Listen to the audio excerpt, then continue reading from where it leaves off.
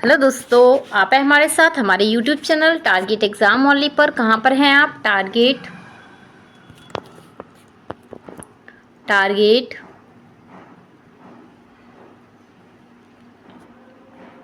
Exam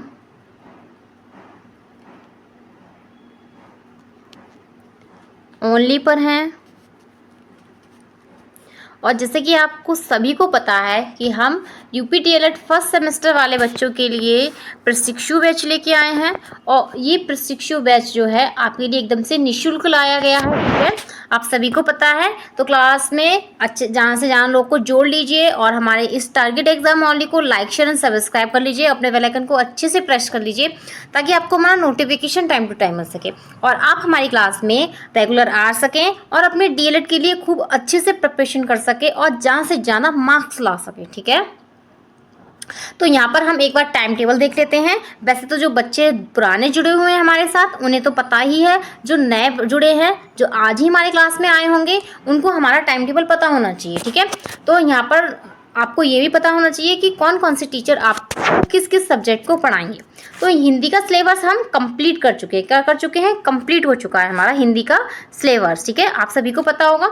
आप play list में जाके मेरी क्लासेस देख सकते हैं। हिंदी भी मैंने ही आपको पढ़ाई है। ठीक है, और इसके बाद जो बाल विकास पेपर फर्स्ट था उसको भी हम कंप्लीट कर चुके हैं। ठीक है, सब कुछ मैंने आपको करा दिया। उसके बारे में भी क्या क्या आपको पेपर में आना है और क्या क्या आपके चैप्टर हैं, सब कुछ बहुत अच्छे से बेसिक से कराया है। प्ले लिस्ट में जाके आप हमारा टारगेट एग्जाम ओनली शेयर कीजिए और वहाँ पर डालिए। अब वहाँ पर आपको सारी क्लासेस मिल जाएंगी DElEd UP DElEd first semester वालों की। ठीक है, और वहाँ पर आप प्रशिक्षु बैच डालेंगे तो सारी क्लासेस आपको प्लेलिस्ट मिल जाएगी उसकी। ठीक है, आपको किसी भी सब्जेक्ट की चाहिए जो हम कंप्लीट करा चुके हैं। सही है, तो अभी हम क्या कर रहे हैं? अभी हम कर रहे हैं शिक्षण अधिगम के सिद्धांत। क्या कर रहे हैं? शिक्षण अधिगम के सिद्धांत कर रहे हैं। तो आपको पता ही है ये हमारा सेकंड पेपर है। क्या है? सेकंड पेपर है। इसे आप ईडीओ 2 के नाम से भी जानते हैं, लेकिन इसका नाम है शिक्षण अधिगम के सिद्धांत। क्या है? शिक्षण अधिगम के सिद्धांत। ये मैं आपको पढ़ाऊंगी। मेरा नाम तो आपको पता ही होगा, मैं काजल मैम। और इसके बाद आपको अंजलि मैम पढ़ाएंगी। अंजलि मैम क्या पढ़ाएंगी आपको? अंजलि मैम आपको पढ़ाएंगी संस्कृत पढ़ाएंगी और कंप्यूटर पढ़ाएंगी। तो संस्कृत की टाइमिंग जो होगी उनकी क्लास की वो होगी 4 बजे की। तो यहाँ पर उनके साथ जुड़ना ना भूलिए, वो बहुत ही बेसिक से आपको संस्कृत अच्छे से सिखा रही है। और इसके बाद आपको वो कंप्यूटर भी पढ़ाएंगी, कंप्यूटर भी बहुत अच्छे से आपको बता रही हैं। तो उनके साथ उनकी क्लास में जुड़ना ना भूलें। सही है,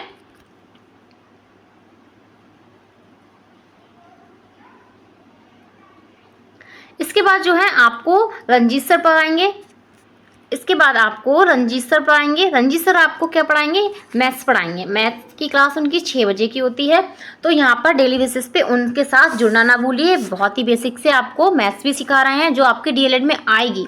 तो आपके डीएलएड में एकदम से बेसिक ही आएगी, सब कुछ बेसिक से पूछा जाएगा। ठीक है, आपको ऐसे डीएलएड ऐसा आपका होता है कोर्स कि आपको ये सिखाया जाता है कि अगर आप क्लास में जा रहे हैं तो बच्चे को कैसे सिखाएंगे। तो उन बेसिक चीज़ों को आपको पता होगा, इसीलिए आपका सिलेबस भी बिल्कुल बेसिक है। ठीक है, तो यहाँ पर हमारा टेलीग्राम चैनल है, आप इसको ज्वाइन कर लीजिए। और यहाँ पर ये हमारा फ़ोन नंबर है। आपको एग्ज़ाम की डेट से रिलेटेड, एग्ज़ाम से रिलेटेड या रिजल्ट से रिलेटेड कुछ भी जानकारी चाहिए तो यहाँ पर आप कॉल कर से पूछ सकते हैं। किसी भी टाइम आप कॉल कर सकते हैं। ठीक है, किसी भी टाइम का मतलब ये नहीं है बिल्कुल रात में आप करें 10, 11, 12 बजे के बाद। तो ठीक है, तो आप अपने हिसाब से कभी भी कॉल करके पूछ सकते हैं। ठीक है, तो अब हम आज क्या करने वाले हैं? कल की पहले यहाँ पर हम देख लेते हैं कि ये हमारा क्या है, यूपी डीएलएड फर्स्ट सेमेस्टर है और ये हमारा सब्जेक्ट क्या है, शिक्षण अधिगम के सिद्धांत, जो कि मैंने अभी आपको बताया। तो इसे हम क्या कहते हैं? ईडीओ 2 कहते हैं। क्या कहते हैं? ईडीओ 2 कहते हैं। और इसके लिए आपको पता ही है 50 अंक का निर्धारण किया गया है कि 50 अंक आपको दिए जाएंगे इसमें। ठीक है, तो 50 अंकों का ये हमारा पेपर होगा। आगे हम चलते हैं। हम क्या कर रहे थे? हम शिक्षण की विधियां कर रहे थे। क्या कर रहे थे? शिक्षण की विधियां कर रहे थे। और ये हमारी क्लास क्या है?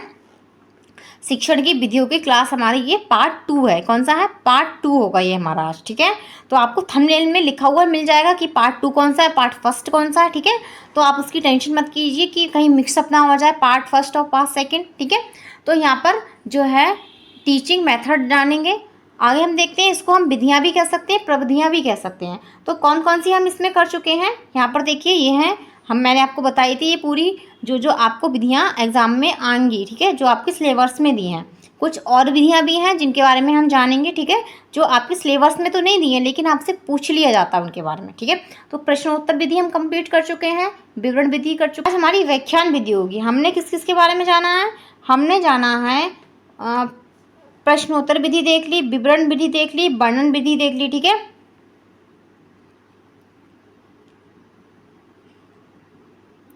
तो हम 3 विधि के बारे में हम कल कर चुके हैं। गिनती विधियों के बारे में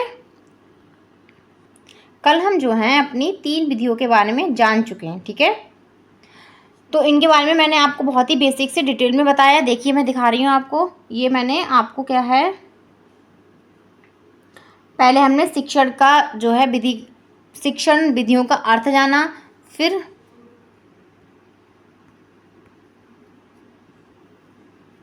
पहले हमने शिक्षण विधियों का अर्थ जाना था, इसके बाद हमने इसकी परिभाषा भी देखी थी कल की क्लास में, और कल की क्लास में हमने ये भी जाना था कि इन विधियों को कौन कौन इनके क्या हैं, जनक हैं, इसको लाने वाले कौन है, ठीक है। आगे हमने ये सब देखा था, आपने देखी होगी कल की क्लास तो आपको पता होगा, नहीं देखी तो आप कम देख सकते हैं। हमने प्रश्न उत्तर विधि देख ली थी, इसके शोभ जाने थे, इसका महत्व जाना था, और इसको जो है कौन कौन से प्रश्नों को लाते समय क्लास में कौन ध्यान देना चाहिए, किन किन बातों का, ठीक है। और ये हमने सब देख लिया था, ठीक है। तो प्रश्न उत्तर के प्रकार भी देखे थे, आपको पता होगा। विवरण विधि भी हमने देख ली, ठीक है, विवरण देख ली, वर्णन विधि देख ली, ठीक है। तो ये हमने देखी थी। तो आज हम क्या करेंगे, आज हम व्याख्यान विधि करेंगे। कौन सी विधि करेंगे, आज हम व्याख्यान विधि पर चर्चा करेंगे। व्याख्यान विधि क्या होती है, सही है। तो जल्द से जल्द जुड़ जाइए हमारे क्लास में, जहाँ से जहाँ बच्चों को शेयर कीजिए ताकि वो भी जुड़ जाएं, ठीक है, और अपना एक अच्छा स्कोर प्राप्त कर सके, सही।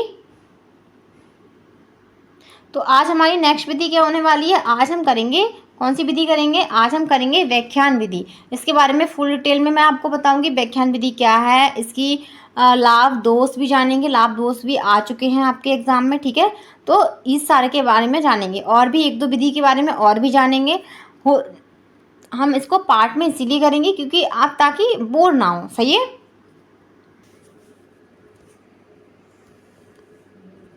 तो आज हमारी कौन सी विधि होगी, आज हम करेंगे व्याख्यान विधि। क्या जानेंगे, व्याख्यान विधि कौन सी होती है, ठीक है। तो व्याख्यान विधि को अच्छे से जानेंगे। तो पहले देखते हैं, ये आपको आई हुई भी है, पेपर में इसके बारे में पूछा गया है, ठीक है। प्रीवियस ईयर मैंने देखा था, तो उसमें ये व्याख्यान विधि आपसे पूछी गई है। तो देखेंगे क्या है ये, किसी भी विषय का गहन अध्ययन से विश्लेषण करना व्याख्यान कहलाता है। क्या कहलाता है, व्याख्यान कहलाता है। जब हम किसी सब्जेक्ट का अच्छे से अध्ययन करते हैं, डीपली उसको पढ़ते हैं गहराई से, तो इसको क्या कहते हैं, व्याख्यान कहते हैं, ठीक है। तो इस विधि का प्रयोग ज़्यादातर जटिल विषयों को समझने के लिए, इसका उपयोग कहाँ पर करते हैं, हम जब जटिल विषय को समझने के लिए तथा उच्च स्तर पर किया जाता है, ठीक है। जब हम उच्च शिक्षा प्राप्त करते हैं तब हम इसका प्रयोग करते हैं। उदाहरण के तौर पर देखेंगे, उदाहरण के तौर, तो यहाँ पर उदाहरण में हम क्या समझेंगे, समास को समझना है हमें, तो हम क्या करेंगे, तो समास के 2 शब्दों से मिलकर बना है, ठीक है। तो सम प्लस आस, तो सम का अर्थ क्या होता है, सम का अर्थ होता है समीप या पास, अर्थात आस का अर्थ क्या होता है, बैठना, समीप बैठना क्या होता है, समास। तो जिस क्रिया से संक्षेपीकरण किया जाए या 2 या अधिक शब्दों को मिलाकर लिखा जाए उसे समासिक पद कहते हैं। तो ये क्या होता है, व्याख्यान हो गई। तो ये एक एग्जाम्पल हो गया। अगर हम समास के बारे में जानना चाहते हैं तो हम पहले उसका अर्थ जानेंगे, उसको डीपली पढ़ेंगे, ठीक है, अर्थ जानेंगे, और फिर उसके जानेंगे क्या होता है उसको और किस नाम से जाना जाता है, फिर क्या करेंगे, फिर जो है हम उसको समझ लेंगे, ठीक है। आगे हम देखते हैं, व्याख्यान को अधिक प्रभावी बनाने के लिए शिक्षक को चित्र, मॉडल, उदाहरण और तुलना के तरीकों का समावेश करना चाहिए। तो हम विज्ञान विधि का प्रयोग कर रहे हैं अपनी कक्षा में, तो इसमें क्या है, हम चित्र दिखा सकते हैं बच्चों को, मॉडल, बहुत सारे एग्जाम्पल दे सकते हैं और तुलना भी कर सकते हैं, ठीक है। इन सबको कलेक्ट करके हम अपने शिक्षण को अच्छा बना सकते हैं, जो हमारी व्याख्यान विधि का यूज करके, ठीक है। तो व्याख्यान नीति से पढ़ाते समय विषय की मूलभूत बातों को बताकर विद्यार्थी से पूर्व ज्ञान के आधार पर नवीन चीज़ों को जानने समझने की ओर प्रेरित करना चाहिए, ठीक है। कि बच्चे को क्या है, पूर्व ज्ञान से नवीन ज्ञान की तरफ जोड़ना चाहिए, सही है। और ताकि बच्चा क्या हो, जागृत हो और क्या है, और प्रोत्साहित भी हो, ठीक है। किसी नई चीज़ के बारे में जानने में उसको उत्सुकता हो और उसे प्रोत्साहन हो, ठीक है, और वो रुचि भी ले, सही। आगे देखेंगे व्याख्यान विधि के बारे में। अब व्याख्यान विधि के हम जानेंगे लाभ क्या हैं। इसको अगर हम करते हैं तो इसका लाभ क्या होता है, तो एडवांटेज क्या होती हैं, तो पूछ ली जाती हैं, तो पता होना चाहिए। तो पहली इसमें होती कि व्याख्यान द्वारा विषय का मौखिक चित्रण तथा प्रस्तुतिकरण उचित रूप से होता है और विषय के क्षेत्र में समान रूपरेखा से भी प्राप्त की जा सकती है, ठीक है। और व्याख्यान प्रभावशाली, सेकंड इसमें क्या है, व्याख्यान प्रभात्मक तरीके से संक्षिप्त समय में ही अधिक से तथ्य प्रस्तुत किए जा सकते हैं। जैसे मैं आपको पढ़ा रही हूँ तो कौन सी, बहुत सारे डीपली पढ़ा रही हूँ ना, बिल्कुल हर एक चीज़ के बारे में, और बहुत सारे एग्जाम्पल भी आपको बताती जा रही हूँ, ठीक है। तो यहाँ पर हम कौन सा व्याख्यान विधि का भी प्रयोग कर रहे हैं, सही। थर्ड इसमें है, जब व्याख्यानों को कई खंडों में क्रमबद्धता के साथ प्रस्तुत किया जाता है तो विषय में छात्रों की रुचि अच्छी तरह से उत्पन्न की जा सकती है, ठीक है। मैंने आगे भी बताया, जैसे हम इस क्लास को डिवाइड करके पढ़ रहे हैं, ऐसे ही अगर हम अपनी कक्षा में भी अगर चैप्टर लंबा है तो उसको हम खंड में बांट के पढ़ते हैं, तो क्या होता है, बच्चा रुचि भी लेता है और अच्छी तरीके से उसको हम सिखा भी पाते हैं, सही। आगे देखेंगे, लाभ देख लिए इसके, कुछ और लाभ देखेंगे। इसके बाद अगला है, इसमें क्योंकि रुचि के कारण ध्यान केंद्रित किया जाता है। जब बच्चे का रुचि होगी तो वो ध्यान केंद्रित भी कर पाएगा और ध्यान काफ़ी समय तक सुरक्षित और स्थायी बनाया जा सकता है। जब व्याख्यान कर रहे हैं तो जाहिर सी बात, थोड़ी देर मतलब लंबी चलने वाला है, मतलब हमारा लेक्चर जो है लंबा चलने वाला है, ठीक है। तो अगला इसमें है, किताबों के द्वारा की गई प्रस्तुति से कहे हुए शब्द अधिक प्रभावशाली होते हैं, ठीक है। और तो व्याख्यान किताबों की कमी को पूरा करता है, क्या करता है, किताबों की कमी को पूरा करता है। जैसे मान लीजिए एक लाइन किताब में लिखी है किसी चीज़ के बारे में, उसको हमने और अच्छे से व्याख्या कर दी, उसको एक्सप्लेन कर दिया बच्चे के सामने, क्या है, तो इससे क्या है, इससे जो किताब में नहीं लिखा है उसकी भी क्या होती है, पूरी हो जाती है कमी, सही है। तो यहाँ पर आपने इसका लाभ देख लिया। अब जहाँ पर लाभ होते हैं वहाँ पर, जहाँ पे एडवांटेज होते हैं वहाँ पे डिसएडवांटेज भी होते हैं। अब हम इसके डिसएडवांटेज जानेंगे क्या है। तो यहाँ पर हम इस विधि के दोष भी देखेंगे। अब क्या देखेंगे, दोष देखेंगे। तो व्याख्यान विधि के दोष, डिसएडवांटेज। तो पहला इसमें दोष क्या है, व्याख्यान छोटी कक्षाओं की दृष्टि से अमनोवैज्ञानिक विधि है। कैसी है, अमनोवैज्ञानिक विधि है। जो छोटे बच्चे होते हैं वो क्या जाने व्याख्या के बारे में, उन्हें तो छोटे छोटे पोएम्स, कविताओं के बारे से पढ़ाएंगे आप, तो ही उनके लिए वही शिक्षण अच्छा होता है और उपयोगी भी होता है, ठीक है। तो अमनोवैज्ञानिक विधि होती है ये उनके लिए व्याख्यान विधि। और सेकंड इसमें है, छात्रों में मानसिक, तार्किक व आलोचनात्मक शक्ति का विकास की कमी रहती है, ठीक है। तो इसकी भी, इस विधि के द्वारा शिक्षण करने से इसकी भी क्या रहती है, कमी रहती है। थर्ड इसमें देखते हैं, इस प्रकार से दिया ज्ञान अस्थायी होता है। कैसा होता है, अस्थायी होता है। व्याख्यान करके अगर हम किसी बच्चे को सिखा रहे हैं, हाँ, तो थर्ड इसमें है, इस प्रकार से दिए गया ज्ञान कैसा होता है, अस्थायी होता है। फोर्थ देखते हैं, फोर्थ है, विज्ञान के विषयों को इस विधि से पढ़ाना प्रभावकारी नहीं होता है क्योंकि इसमें शिक्षक संपूर्ण सूचनाएं ठीक तरह से प्रस्तुत नहीं कर पाता है, ठीक है। तो ये इसका क्या है, दोष है व्याख्यान विधि का। फिफ्थ इसमें है, विषय का प्रयोगात्मक पक्ष अपेक्षित रहता है। कैसा रहता है, अपेक्षित रहता है। इसमें आप कोई भी प्रयोगात्मक चीज़ का प्रयोग नहीं कर सकते बच्चे के लिए सिखाने के लिए, ठीक है। ना तो आप वहाँ पर उसको चार्ट दिखा सकते हैं, ना कुछ और दे सकते हैं, ठीक है। तो यहाँ पर हम टीचिंग लर्निंग मटेरियल का क्या है, कोई भी उपयोग नहीं कर सकते कुछ भी, चाहिए। तो यहाँ पर ये व्याख्यान विधि का क्या है, दोष है। तो आप समझ गए होंगे व्याख्यान विधि क्या है, उसके लाभ क्या हैं, उसके दोष क्या हैं। ठीक है, अब हम आगे चलते हैं नेक्स्ट विधि की तरफ। अगली हमारी विधि होगी,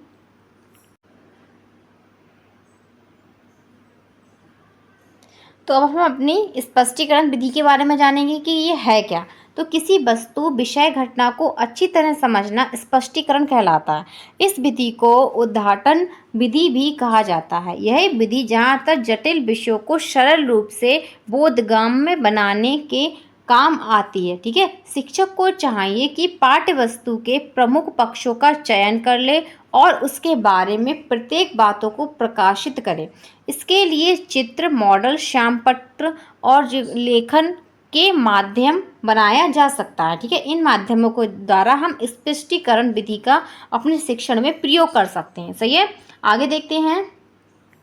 इसके बाद स्पष्टीकरण विधि से शिक्षण की सफलता इस बात में निहित है कि शिक्षक को अपने विषय का पूर्ण ज्ञान हो ताकि उसे समग्र रूप से अधिगमकर्ता के समक्ष प्रस्तुत कर सके। ठीक है, जब टीचर को अच्छे से उस विषय के बारे में ज्ञान होगा तभी जो है वो जो अधिगम ग्रहण कर रहा है जो बच्चा है उसके सामने अच्छे से उसे प्रस्तुत कर पाएगा। ठीक है, उदाहरण के तौर पर हम क्या जान सकते हैं कि सौर मंडल पढ़ाना हो तो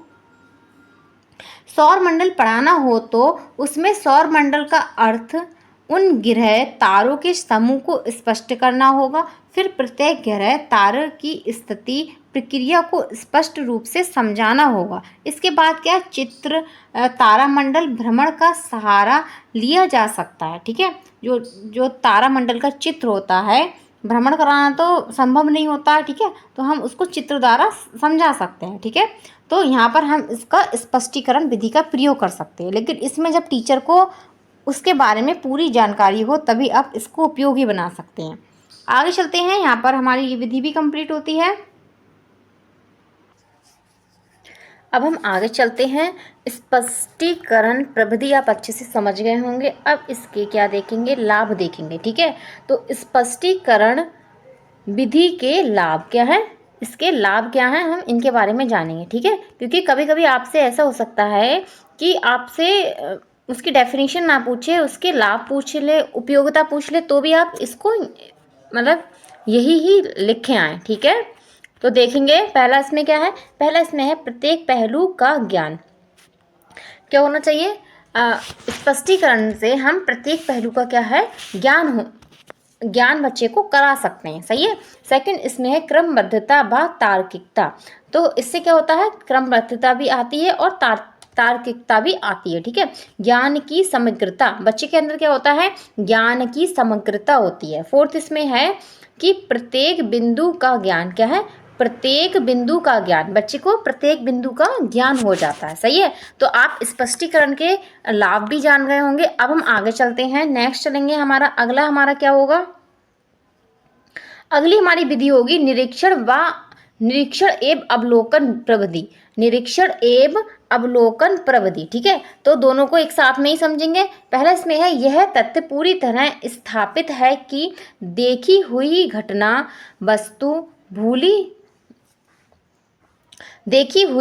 वस्तु भूलती नहीं है। इसका प्रभाव हमारे मस्तिष्क पर स्थायी होता है। शिक्षण करते समय यदि छात्र को पाठ्य विषय में शामिल वस्तुओं, घटनाओं का अवलोकन, ठीक है, क्या है, अवलोकन एवं निरीक्षण का अवसर दिया जाए तो शिक्षण अधिगम प्रभावशाली होता है। ठीक है, जब हम किसी चैप्टर के बारे में पढ़ा रहे हैं तो उसके लिए बच्चों को क्या है, अवलोकन और निरीक्षण करने को दिया जाए, मतलब ये एक्टिविटी, इससे रिलेटिव कोई एक्टिविटी वगैरह भी कराई जाए तो ये क्या होगा, ये अधिगम जो है बहुत ही प्रभावशाली होगा। ठीक है, आगे देखते हैं, वास्तव में किसी वस्तु, स्थान, कार्य या ध्यानपूर्वक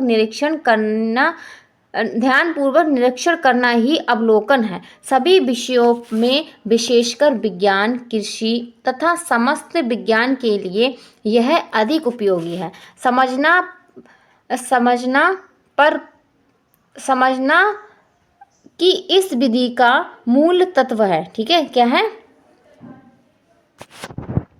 समझना परखना इस विधि का मूल तत्व है। ठीक है, समूह शिक्षण एवं उच्च स्तरों पर शोध कार्य में इस विधि का प्रयोग प्रभावी होता है। ठीक है, तो ये हमारी क्या होती है, निरीक्षण और अवलोकन प्रविधि भी क्या होती है, हमारे शिक्षण में महत्वता निभाती है। ठीक है, तो इसको भी आप समझ गए होंगे। अगर आपको आती है तो आप वहाँ पर इस तरीके से लिख के आएँ। ठीक है, नेक्स्ट चलते हैं अगली विधि की तरफ। अगली विधि हमारी होगी कहानी विधि। तो हम कहानी विधि का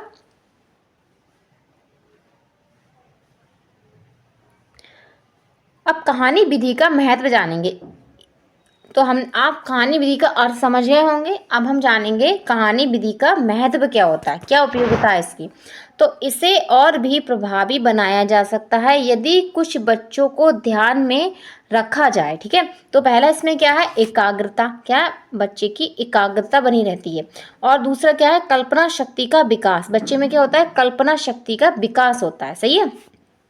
थर्ड इसमें होता है कि अधिगम की तीव्रता, बच्चे के अंदर अधिगम की क्या होती है, सीखने की तीव्रता होती है। ठीक है।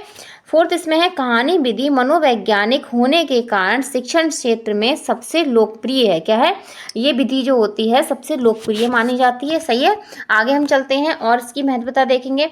फिफ्थ इसमें है कहानी कथन स्तर अनुकूल हो, कैसा हो, अनुकूल हो। ठीक है, आप छोटे बच्चे को बड़े क्लासेस की कहानी स्टोरीज नहीं सुना सकते हैं, बता नहीं सकते हैं, और बड़े बच्चों को छोटे बच्चों की स्टोरीज नहीं सुना सकते हैं। ठीक है, तो ऐसी कहानियाँ होनी चाहिए ताकि उनका जो कक्षा शिक्षण है उससे रिलेटिव होना चाहिए। ठीक है। सिक्स देखते हैं कहानी कथन की भाषा स्पष्ट सरल हो, कैसी हो, स्पष्ट हो और सरल हो। सेवेंथ इसमें है कहानी कथन